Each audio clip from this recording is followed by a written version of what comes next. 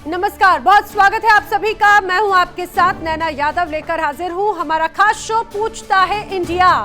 बात कर रहे हैं उस पड़ोसी मुल्क की जो दुनिया में तो अलग तस्वीर पेश करने की कोशिश करता है, लेकिन खोखले दावों के साथ में। उसकी कमजोर नीतियां, कमजोर शहबाज सरकार और बेलगाम मुनीर सेना दुनिया के सामने है। अत्याचार के मामले में कोई भेदभाव जो नहीं करती। उनकी नजर में मुसलमान और गैर मुसलमान सब एक जैसे हैं। उनकी नजर में बलूचिस्तान और खैबर पख्तूनख्वा के जैसे ही हालात पीओके के भी हैं। पाकिस्तान में सरकार अल्पसंख्यक समुदाय को सुरक्षा मुहैया नहीं करा पा रही। खैबर पख्तूनख्वा के मर्दान इलाके में एक गुरुद्वारे के अंदर बदमाशों ने एक सिख दंपत्ति की गोली मारकर हत्या कर दी। बताया जा रहा है कि जगन्नाथ और उनकी पत्नी आसमावंती गुरुद्वारे के केयरटेकर के रूप में काम करते थे। फिलहाल इस घटना को टारगेट किलिंग माना जा रहा है। आप ये समझिए, एक तरफ ये वही पाकिस्तान है जो दुनिया को ये दिखाने की कोशिश करता है कि सबसे खुशहाल आबादी पाकिस्तान की है। अल्पसंख्यक सबसे ज्यादा खुशनुमा पाकिस्तान में नजर आते हैं। एक तरफ करतारपुर साहिब के गेट खोलने के बाद में बड़ी बड़ी डींगे हाँकते हैं, लेकिन हकीकत क्या?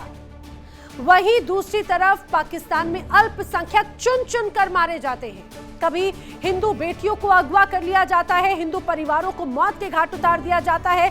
सिख परिवार कैसे पाकिस्तान की सेना और सरकार की आंखों में चुभ रहे हैं, उसका जीता जागता उदाहरण है गुरुद्वारे के केयरटेकर के रूप में काम करने वाले दंपत्ति की हत्या कर देना। वहीं दूसरी तरफ पाकिस्तान की सुरक्षा बलों की अगर बात करें तो ऐसा नहीं है कि वो गैर हिंदुओं को या गैर मुस्लिमों को टारगेट ही कर रहे हो। पाकिस्तान की सेना में तो सब बराबर नजर आता है।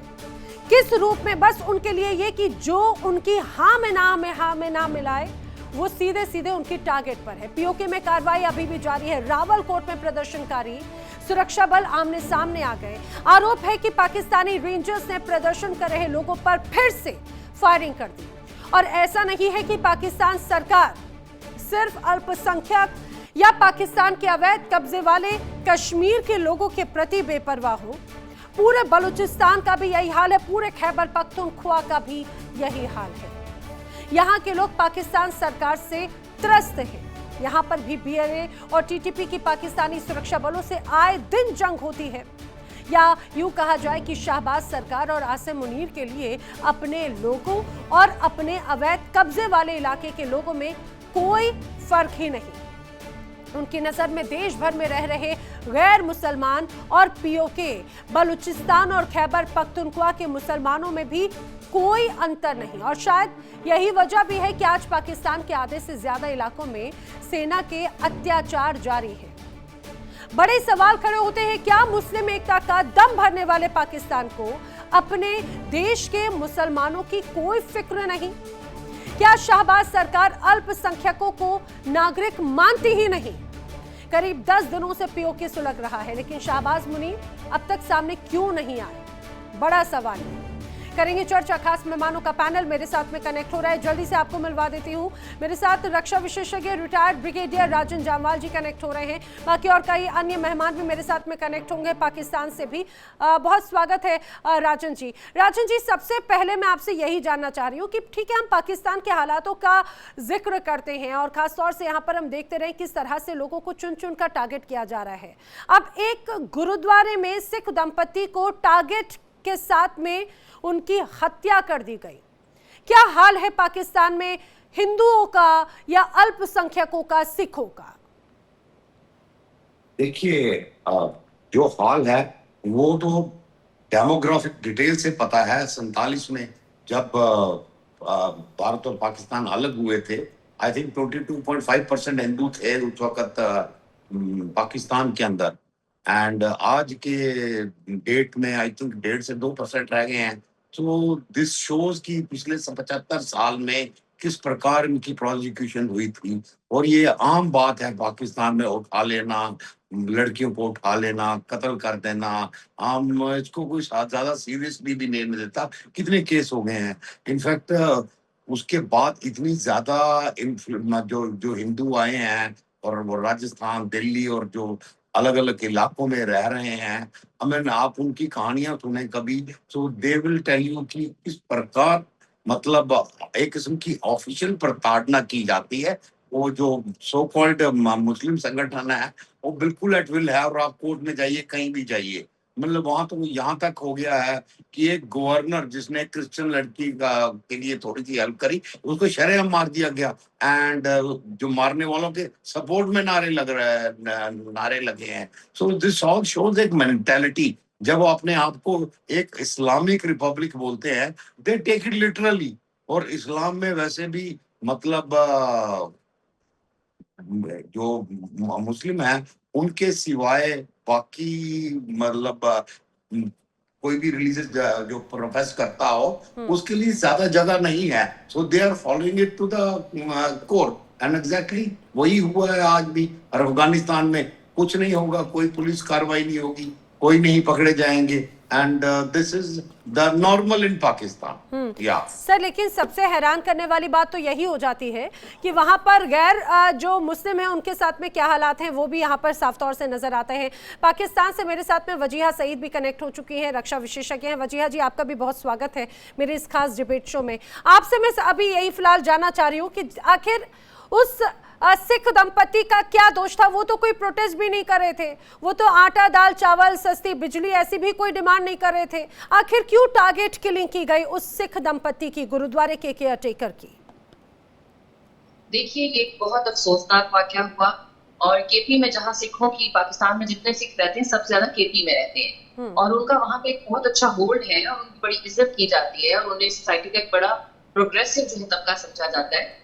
ये जो दो बुजुर्ग लोगों को गुरुद्वारे के अंदर जो है वो कत्ल किया गया या शहीद किया गया, ये एक बहुत ज्यादा बुरी बात है। इसके ऊपर मुकदमा दर्ज हो चुका है। और ये भी आपको बता दूं कि कोई दहशतगर्दी का वाकया इसलिए नहीं समझा जा रहा है कि अभी तक किसी ने इसकी जिम्मेदारी कबूल नहीं की है।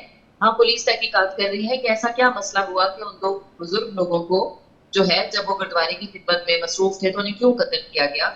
और इसके ऊपर जो है पाकिस्तान पूरे में माइनॉरिटी से रिलेटेड और सारी सिविल सोसाइटी ने जो है बड़ा आवाज उठाई है, और इसके ऊपर जो हुकूमत से मुतालबा किया है कि कातिलों को फौरी गिरफ्तार करें। हमें रीजन पता चलना चाहिए कि ऐसा क्यों हुआ।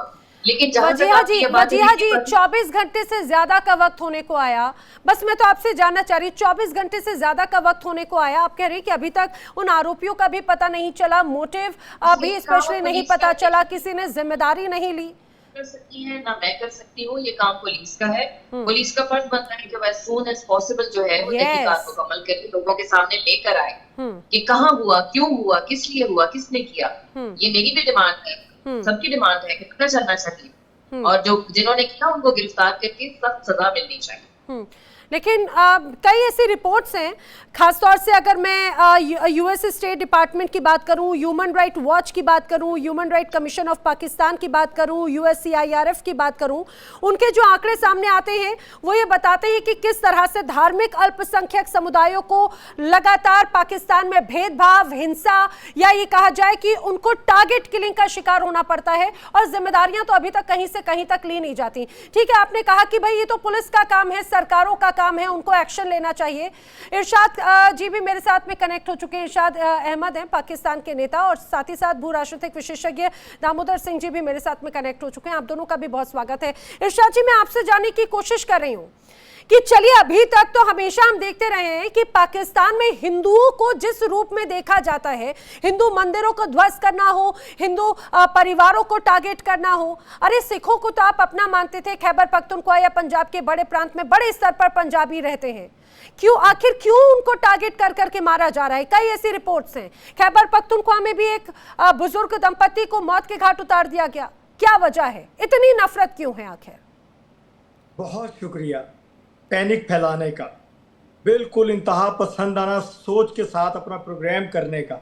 देखिए, आप लोग अपने आप को क्यों नहीं देखते? मैं ये हमेशा ये कहता हूँ कि अपने गिरेबान में झांकिए, पहले अपने आप को देखिए। अपने गिरेबान में झांकती हूँ तो मुझे नजर आता है खूबसूरत कश्मीर, अपने गिरेबान में झांकती हूँ तो मुझे नजर आता है एक शांतिपूर्ण देश का एक बहुत बड़ा हिस्सा। मैं इसीलिए बार बार बड़ी चिंतित हो जाती हूँ ना, खासतौर से क्योंकि आप ढकोसला करते हैं करतारपुर साहिब को खोलने का, ढकोसला करते हैं दुनिया में तस्वीर दिखाने का, लेकिन लोगों को चुन चुन के तो मार रहे हैं ना इरशाद जी। जिम्मेदारी लेना पड़ेगी, आपके देश की हत्याओं की जिम्मेदारी मैं थोड़ी ना लूंगी। तो नहीं, मुझे ये बताइए, देखें, मैंने आज रिक्वेस्ट की थी आपके प्रोड्यूसर से कि मुझे कम से कम बोलने दिया करें। एक लफ्ज नहीं बोलता हूं तो 20 लफ्ज आप चीख चिल्लाट कर देते हैं। अरे मैं आपसे बात कर रही हूँ, आप अपने उस दूसरे ढकोसले को, बंदे की जुबान को बंद करने की इरशाद जी, आप उस ढकोसले को आप अपने घर की समस्याओं को अगर मेरे ऊपर डाल देंगे तो मुझे तो बीच में आपको काउंटर करना पड़ेगा। हत्या आपके घर में हो रही है, आप बोल रहे हैं कि मैं जिम्मेदार हूँ। आपके घर में महंगाई बढ़ती है, लोग प्रोटेस्ट कर रहे हैं, भारत जिम्मेदार है। ये कैसे आप खुद बताइए, मैं इसमें ना काउंटर करूँ तो क्या करूँ? देखिए, इसी तरह है कि जिस तरह हिंदुस्तान की आबादी बढ़ती है, आप मेरी एजेंसियों पे इल्जाम लगा देते हैं कि पाकिस्तान की वजह से हिंदुस्तान की आबादी बढ़ गई। ये छोड़िए, ऐसी बातें मत कीजिए, कोई अच्छी बात कीजिए। देखिए मैं बात आपसे कर रहा हूँ कि आप जो बात कर रही हैं, आप कम से कम ऐसे करें कि कुछ तो अच्छा तरीके से बात करें, पाकिस्तान के लिए बात करें, जो भी बात करनी है कुछ तरीके से बात करें। जो बात मैं कहना चाह रहा था, दरमियान में आपने मुझे टोक के मुझे रोकने की कोशिश की कि मैं खामोश हो जाऊं, मैं बोल ना सकूं आपके आगे। बात ऐसे करनी चाहिए, आप मेरे हिंदुओं के, मेरे सिखों के, मेरे पाकिस्तान के, मेरे मुस्लिम्स के, हम पूरी दुनिया की बात करते हैं। आप एक सिख की बात करते हैं, कभी हिंदू की बात करते हैं, कभी आप किसी की बात करते हैं, हम इंसानियत की बात करते हैं। मेरे मुल्क में अगर कुछ हुआ है उसके लिए इदारे हैं।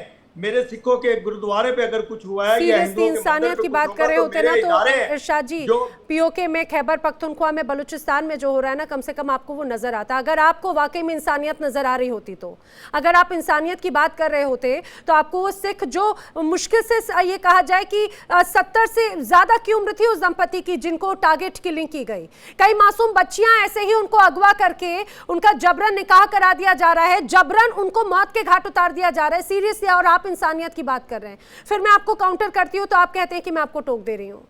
आप मुझे रोकने की कोशिश करते हैं, मुझे बोलने नहीं देती हैं।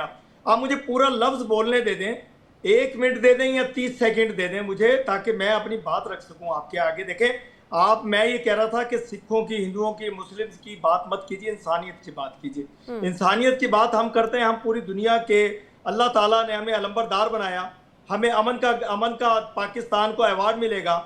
मैं ये कहता था कि मैंने तौबा इरशाद जी, इस मर्ज की कोई दवा करवाइए, इस बीमारी का कोई दवा करवाइए। आप जरा आंखों को चेक करवाइए, जरा ईमान को जगाइए। आप उस हिस्से के, आप ये कह रहे हैं कि आपको अमन शांति का आपको यहाँ पर अवार्ड मिलेगा। आखिर किस चीज के लिए? अपने लोगों पर गोलियां बरसाने के लिए। आपको उन मासूम बच्चों के, जहां पर अस्पताल में बच्चे भर्ती थे, उन पर आपने अगर बड़े हमले करवाए, उसके लिए आपको अवार्ड चाहिए। आपको अवार्ड किस लिए चाहिए? आपने जिस तरीके से बलूचिस्तान में बड़े स्तर पर लोगों को उठवा के गायब करवा दिया, आपको उसके लिए अवार्ड चाहिए। आपको किस चीज के लिए अवार्ड चाहिए?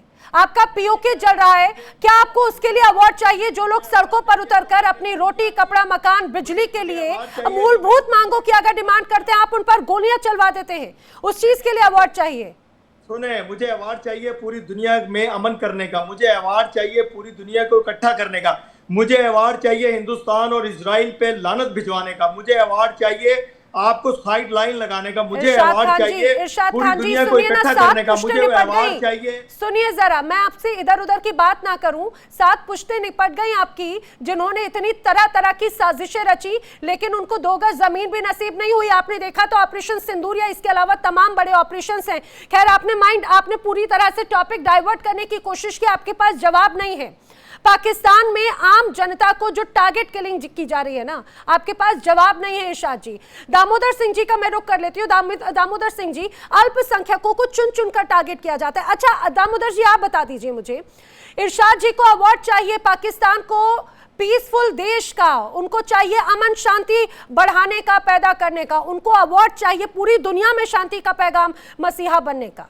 आखिर किस चीज के अवार्ड की लालसा है इनकी? 947 11 अगस्त को नैना जब इनका मुल्क आजाद हुआ था, तो मोहम्मद अली जिन्ना ने कहा था अपनी पब्लिक को संबोधित करते हुए कि you are free to go your masjid, you are free to go your mandir. ये इनका स्टेटमेंट है 11 अगस्त 1947 को, जाकर चेक कर लेना।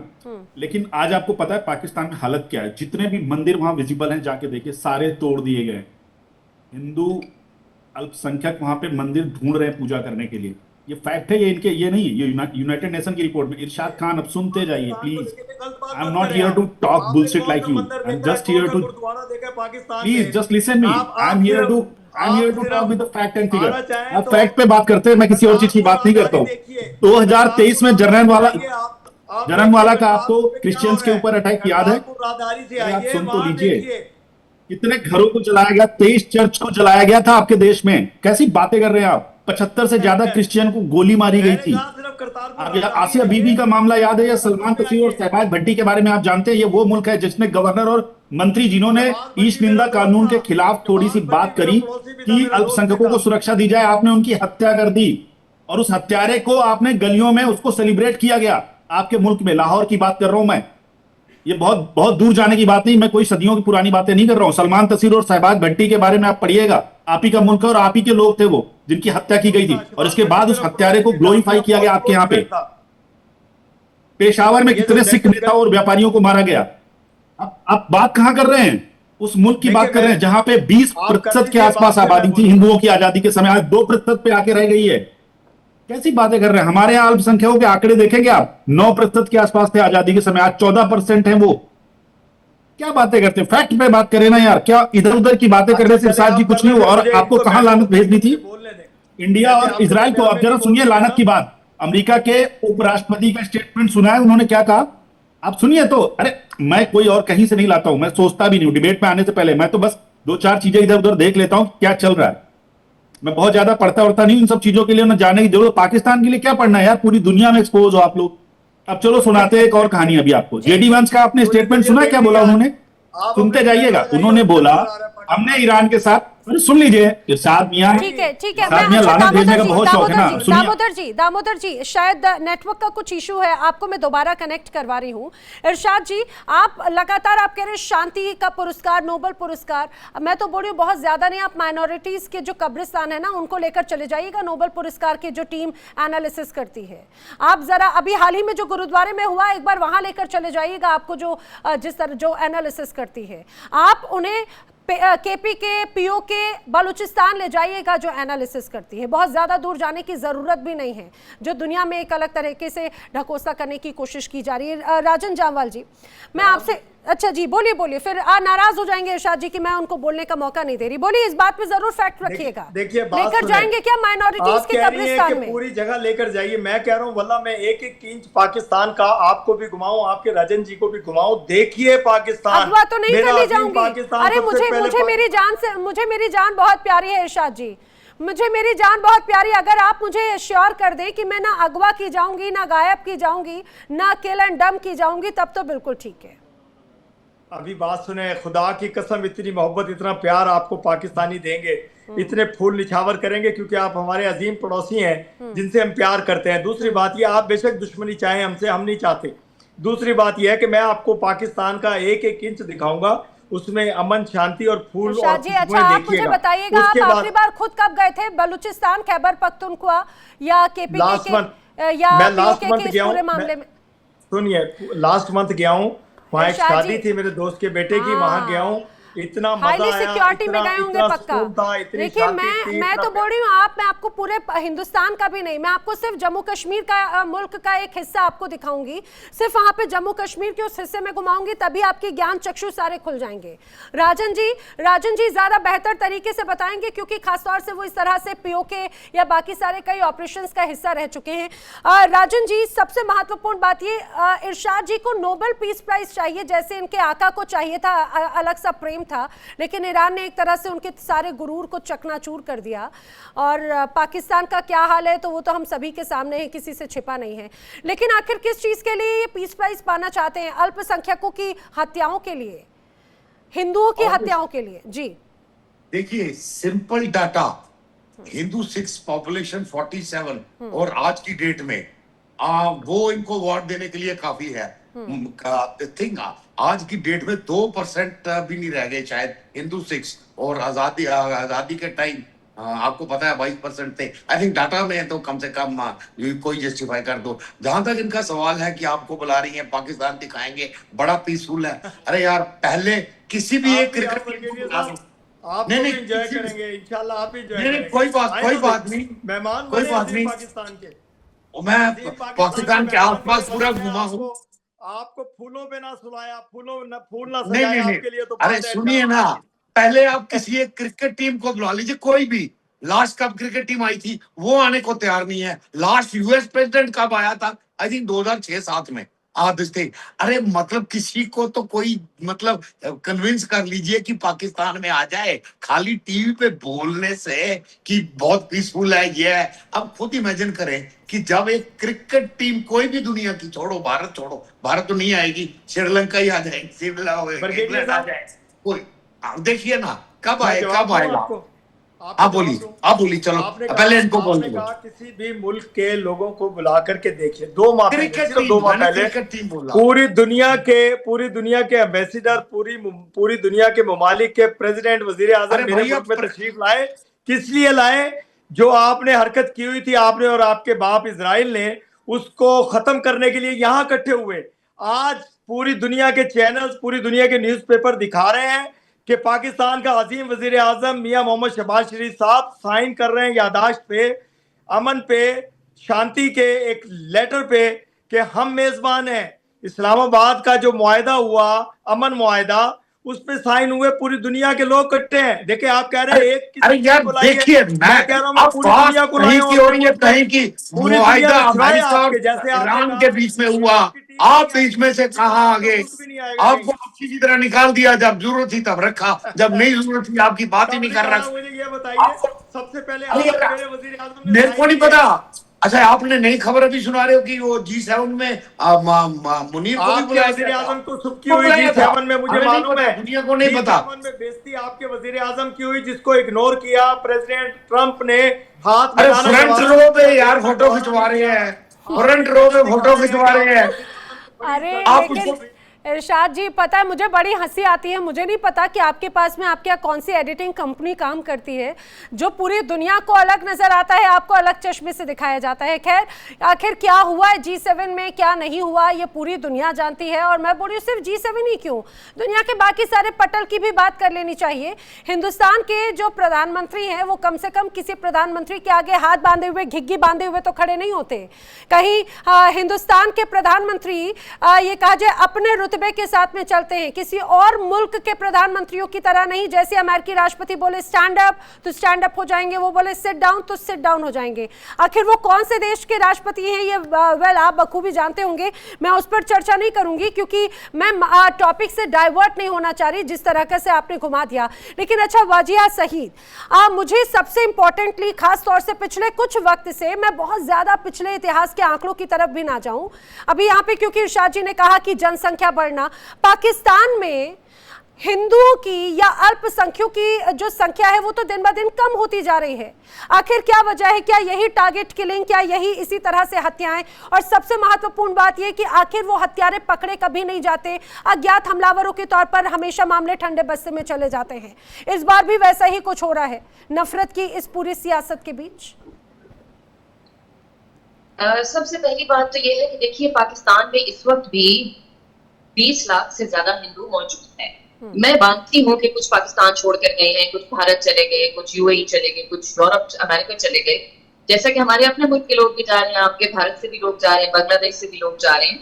और रही बात ये इंतहा पसंदी की, देखिए ये जो मजहबी इंतहा पसंदी है इसका शिकार पूरा हिंदुस्तान, बांग्लादेश, पाकिस्तान हर जगह है। अभी आपको याद होगा अभी इलेक्शन के दिनों में जब बांग्लादेश में इलेक्शन हो रहे थे तो एक हिंदू को जो है एक मॉब ने जो है वो मार दिया था, तो उसके ऊपर आपके यहाँ बड़ा झगड़ा हुआ। लेकिन जब हिंदुस्तान में मॉब्स मुसलमानों को कत्ल करते हैं तब आप नहीं बोलते। पाकिस्तान में भी ज्यादा गुस्सा नहीं होता। देखिए हमारे पूरे खित्ते को इस मजहबी इंतहा पसंदी से निपटने की जरूरत है। ये मजहबी इंतहा पसंदी वजिया सईद में आपने खासतौर से पाकिस्तान और बांग्लादेश और हिंदुस्तान का कंपैरिजन कर दिया। मैं आपको ये भी बता दूं कि दुनिया की तमाम रिपोर्ट सीधे सीधे स्पष्ट बताती हैं, दुनिया में आप लोग तो मुस्लिमों के उम्मा बनने की कोशिश करते हैं ना, पाकिस्तान के खुद जो मुसलमान है वो खुद आपके देश में प्रसन्न नहीं है, खुश नहीं है, वो दूसरी जगह भाग रहे। सबसे ज्यादा खुश हिंदुस्तान में है पूरी दुनिया के मुसलमान, इतना तक कि गल्फ कंट्रीज में नहीं है। आप जाकर रिपोर्ट्स पढ़िएगा, देखिए पूरी दुनिया में मुसलमानों के साथ हिंदू महफूज है। सिर्फ आपके हिंदुस्तान में आप लोग खुद कहते हैं, अमित शाह कहते हैं, अजीत डोभाल कहते हैं हिंदुस्तान में हिंदू महफूज नहीं है। भाई कहाँ से लाते हैं डेटा? कहाँ से लाते हैं ये डेटा? कहाँ से आप लोग ये पूरा एडिटिंग आप लोग करवाते हैं? मुझे तो समझ में नहीं आता। आप मुझे एक बयान बता दीजिए, कोई एक रिपोर्ट बता दीजिए। आपकी और मेरी रिपोर्ट में ना जमीन आसमान का अंतर आ जाएगा वजीहा। नहीं, मैं कोई रिपोर्ट कहीं से नहीं कर रही, मैं अपने आप से भी नहीं घड़ के बता रही, आप लोगों की अपनी कहीं भी बात कह रही हूँ। यूएई में मुसलमान है, 3% हिंदू आबादी है, लेकिन सारे महफूज है। पाकिस्तान में इक्का दुक्का कहीं कोई वाकया हो जाता है, आप आसमान से इक्का खा लेते दुक्का? हैं, लेकिन हिंदुस्तान में मुसलमानों को कत्ल किया जाता है, उनके घर जलाए जाते हैं गवर्नमेंट के कहने पर। मौत तो एक अलग चीज है ना, गवर्नमेंट लोगों के घरों गिरा रही है, मस्जिदों को शहीद कर रही है, सब कुछ कर रही है। उस वक्त आप कहाँ होती हैं? उस वक्त वो भी तो इंसान ही है ना, मजहब तो बाद में आता है, इंसानियत पहले आती है।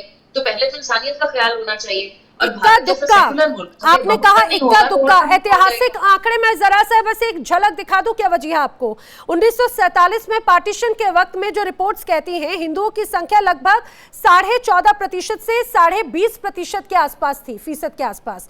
लेकिन 2023 में जब सेंसस हुआ उसमें 2.17% रहा है। आप समझ रही है इक्का दुक्का का जो गैप है वो इतना ज्यादा नंबर नजर आता है। और ये मान के चलिए अगर आप इतना खुशनुमा आपका देश है, अगर सबसे सुरक्षित है, सबसे सुरक्षित तो क्यों माइग्रेंट्स हो जाते?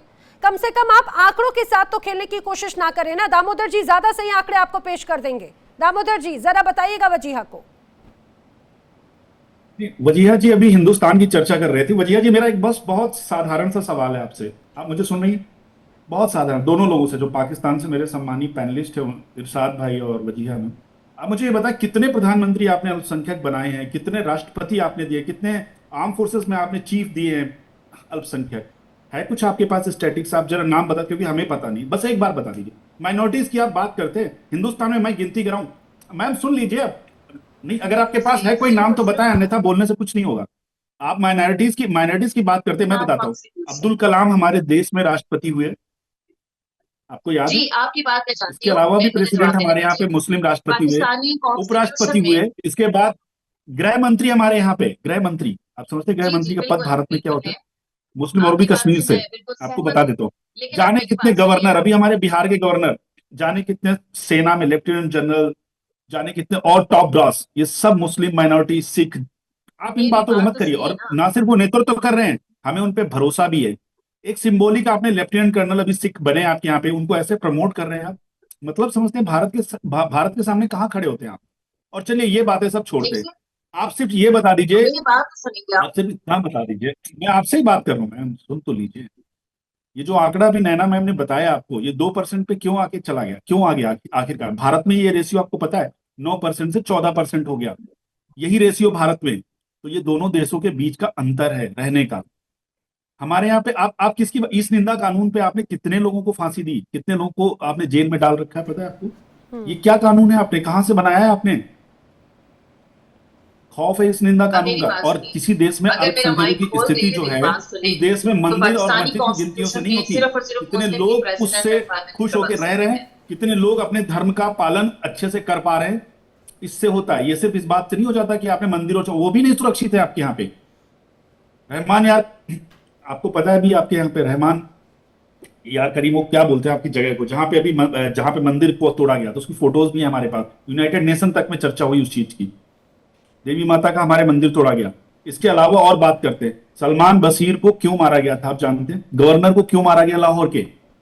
और इसके बाद उसका सेलिब्रिटी, अगर चलिए आप लोग इतने अमन पसंद लोग हैं, इतने अल्पसंख्यकों से मोहब्बत करते हैं, तो उसका फिर आप लोगों ने उसको ग्लोरीफाई क्यों किया? लाहौर में उसका जुलूस निकाला गया, आपको पता है ये बात? ये आप ही के देश में हुआ, मेरे देश में नहीं हुआ। यहाँ पे कोई माइनॉरिटीज के मारे जुलूस निकाल लेगा, उसकी हालत क्या होगी ये पता है आपको? भारत में ये सब कुछ नहीं है। अब किन किन बातों को लेके आप आते हैं? और इसके बाद आप जो अभी वो लानत भेज रहे थे इरशाद मियां, मैं उस पर भी बात कर देता हूँ। अमेरिका के उपराष्ट्रपति ने पूरे दुनिया के सामने बात कही है कि हम जो भी कर रहे हैं वो डायरेक्ट ईरान से बात कर रहे हैं, पाकिस्तान का इसमें कोई रोल नहीं है। ठीक है, मानता हूँ थोड़ा कर्जा वर्जा लेने के लिए या थोड़ा लोन पास करने के लिए आप लोग अमेरिका के पास जाएंगे, अमेरिका से बात करेंगे, दिखावा चाहे कुछ भी कर लीजिए। फैक्ट यही है कि जब तक पाकिस्तान इस डील में शामिल था, डील हुई ही नहीं। अब जब उन्होंने खुद ईरान से बात करी, उसकी शर्तों को समझा, दोनों देश सहमत हुए और डील हो जाएगी। अलग बात है, कोई क्रेडिट तो अब इतना मेहनत करिए तो कोई दे ही देगा गाहे बगाए, लेकिन अगर ऐसा था तो उपराष्ट्रपति के सामने जाना चाहिए था आपके यहाँ पे। मैं छोटी सी बात कहूं कि पाकिस्तान के कॉन्स्टिट्यूशन के हिसाब से सिर्फ मुस्लिम ही प्रेसिडेंट और प्राइम मिनिस्टर बन सकता है। हाँ, हमारे मिनिस्टर होते हैं, हमारे सेनेटर्स होते हैं जो कि हिंदू भी हैं, क्रिश्चियन भी हैं। और आपको मैं बताऊं, हमारी फौज में एक senior lieutenant general Nayal Khokhar थे, और उनके साथ मुझे कई दफा जाती तौर पर मिलने का इत्तेफाक हुआ एनडीओ में। और इस वक्त भी जनरल जूलियन जो है वो क्रिश्चियन है, वो एक जनरल है। और उसके अलावा सिर्फ हमने, हमारे यहाँ सिर्फ एक लेफ्टिनेंट कर्नल नहीं है भाई, 2 जर्नल तो हमने प्रोड्यूस किए हैं, ब्रिगेडियर भी है हमारे पास कर्नल्स भी हैं, मेजर्स भी हैं, जो सिख हैं, हिंदू हैं, और ऐसी कोई मसला नहीं है। क्रिश्चियन भी काफी है उसके अंदर हमारी फौज में। रही बात अगर आपके यहाँ, तो देखिए आपके यहाँ जिस तरीके पर मुसलमानों का कत्लेआम होता है, पाकिस्तान में उस तरह नहीं होता। अगर किसी को मारा जाता है, आप वो गवर्नर सलमान तासीर की बात कर रहे हैं, तो गवर्नर साहब ने एक वजीहा मिस फैक्ट मत पेश कीजिएगा, वजीहा मिस फैक्ट मत पेश कीजिएगा। नहीं, मैं मिस गाइड नहीं कर रही, गवर्नर साहब की बात ही कर रहे हैं ना। मैं आपको बताऊं कि वो एक जज्बाती मसला था हमारे मजहब के लिहाज से। उस खातून ने एक बहुत बड़ा गुनाह सरजद किया था, लेकिन मुकदमा था अदालत में, और ये करने वाला जो उनका गार्ड था, उसने जज्बात में आकर जो है वो गवर्नर साहब को जो है वो मार दिया। तो आपने देखा वो उसको भी फांसी की सजा हो गई। ये पाकिस्तान का अदालती सिस्टम है कि उसने अपने आप से पाकिस्तान में प्रधानमंत्री, मतलब आप ये बता रही हैं कि चाहे बात प्रधानमंत्री हो या फिर आम कोई व्यक्ति, फांसी उसको बहुत आसानी से मिल जाती है। मतलब वजीहा आप ये बात कह रही हैं कि कोई आम व्यक्ति हो या फिर कोई प्रधानमंत्री हो, उसको फांसी देना बड़ा आसान हो जाता है, लेकिन जो लोग यहाँ पर जो ऐसे घूम रहे होते हैं, आपने जो सिख दंपति है उनको अज्ञात हमलावर बोलकर एक तरह से छोड़ दिया जाता है। इरशाद जी कुछ कह रहे थे यहाँ पे। इरशाद जी, कि सलमान तासीर साहब को शहीद कर दिया और क्या कर दिया, आप कैसी कैसी बातें कर रहे हैं। आप मुझे बताइए, इंदिरा गांधी को, राजीव गांधी को क्यों कत्ल किया गया, किसने कत्ल किया गया? क्या वो मजहबी अनारकी के लिए कत्ल नहीं हुए? आप बात करते हैं, कुछ ऐसी बात कीजिए लॉजिकली। अभी ये साहब फरमा रहे थे आपके साथ, इरशाद जी सुनिए ना, अगर जो लोग थे उन पर कार्रवाई की गई सरकार की तरफ से, इस तरह से लोगों को चुन चुन कर नहीं मारा जाता जो पाकिस्तान में होता है। मुझे शौक नहीं, आप उधर की तरफ मत जाइएगा इरशाद जी, मुझे बात पूरी करने दे। जब आप मुझे बुलाती हैं तो अच्छा बताइएगा। बात यह है कि दूसरे की, आपके साहब अभी बैठे हुए हैं जो रिपोर्टर आप जी ने कह रही हैं, ये अभी कह रहे थे पाकिस्तान का तो नाम ऐसे ही लिया जा रहा है। पाकिस्तान एक अजीम मुल्क है। सबसे पहले मेरे वजीर आजम पाकिस्तान मियां मोहम्मद शहबाज शरीफ साहब ने मुआहदे पे साइन किए हैं।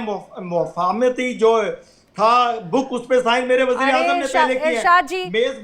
इरशाद जी सुनिए ना, वो एक तारीख बाद का साइन करके पहले वीडियो पोस्ट कर बैठे, इतना उतावलापन था, वो भूल गए कि शायद, और पाकिस्तान में नहीं हुई है ये आप याद रखिएगा। जिस तरह से पीस डील साइन हुए हैं, वो जिस तरह से वीडियो फोटोग्राफी करने की कोशिश कर रहे, अरे पूरी दुनिया देख रही है, इसीलिए तो पूरी हंसी का पात्र बन गए हैं इरशाद जी, हंसी का पात्र बन गए शहबाज शरीफ। अरे अपना घर तो संभाल लेते हैं इरशाद जी। आप, अगर आपको बड़ी आपत्ति हो रही है, मैं अगर आपको बीच में टोकती हूं, मैं आपको बता दूं, जरा कुल गैर मुस्लिम हिंदू ईसाई या सिखों की बात करूं 1947 के वक्त में, जिनकी प्रतिशत 23 से 25% थी, आखिर अब क्या है उनकी हालात? उनकी संख्या मात्र 3.5% के आसपास आकर सिमट कर रह गई। अब वो भी छोड़िए, सुनिए जरा इरशाद जी, अगर आप सिखों की बात करते हैं ना, तो पार्टीशन के वक्त 74,000 से ज्यादा एक तरह से, अभी मौजूदा वक्त में, पार्टीशन के वक्त में लाखों की संख्या में थे, आज के वक्त में मात्र 74,000 के आसपास है, उससे भी कम हो चुकी है। ईसाइयों की बात करूं तो वो भी 1% के आसपास आकर सिमट कर रह गई है। आखिर क्यों? आपका ये खुशनुमा देश क्या उनको सुरक्षा नहीं प्रोवाइड करवा पाता? कैसी बात कर रहे हैं आप? Rajan ji 30 seconds please. Sorry, आपका सवाल नहीं समझा। मैं ये बोल रही हूँ सर, जो आंकड़े हैं वो तो क्लियर बताते हैं, और वो इस गुमान में है कि आखिर किस तरह से पीस डील साइन करें, घर जल रहा है इनका। और देखिए, आप इनसे आंकड़े मत डिस्कस कीजिए, बिकॉज आंकड़ों पे कभी बात नहीं करेंगे। ये अपने मैन्युफैक्चर्ड आंकड़े लेके आएंगे। मैंने बताया, आपने बताया, वो मतलब कि कैसे हिंदुओं की कम हुई जनसंख्या, सिखों की कम हुई, और किस प्रकार भारत में मुसलमानों की उसी टाइम में बड़ी है आदतें। नो, आंकड़ों से इनको कोई फर्क नहीं पड़ता। सर आंकड़ों से ये डर लगता है, सर आंकड़ों से ये डर लगता है कि इरशाद जी को जब आंकड़े मैं बता रही हूं तो वो नाराज होकर चले गए हैं डिबेट छोड़ के। उनको आंकड़ों से ये डर लगता है कि हकीकत सामने आ जाएगी। उनको आंकड़ों से ये डर लगता है कि दुनिया एक बार फिर से उस हकीकत को समझ पाएगी, क्योंकि ये वही आंकड़े हैं जो उनको आईना दिखाते हैं। जो उनको पीस अवार्ड चाहिए, जाकर अहमदिया कब्रिस्तानों की अगर बात करें, माइनॉरिटीज कब्रिस्तान का रुख कर ले, तो शायद ये कहा जाए कि वो कब्रें भी रो रही होंगी कि आखिर हम किस मुल्क के हिस्से में आए हैं। शायद उनको इस बात का भी इल्म नहीं होगा। आप सभी मेरे साथ इस चर्चा में शामिल हुए, वक्त इतना ही था। आप सभी का बहुत बहुत शुक्रिया। वक्त एक छोटे से ब्रेक का है। देश दुनिया की तमाम खबरें आगे भी जारी हैं। इंडिया डेली 24/7 अब आपके स्मार्ट टीवी पर भी मौजूद है। आप लाइव देख सकते हैं हमें इन सभी प्लेटफॉर्म्स पर। देखिए इंडिया डेली 24/7 अब आपके स्मार्ट टीवी पर। इंडिया डेली मौजूद है सभी डिजिटल प्लेटफॉर्म पर लाइव और लगातार। इंडिया डेली 24/7 हर दिन राष्ट्र को समर्पित।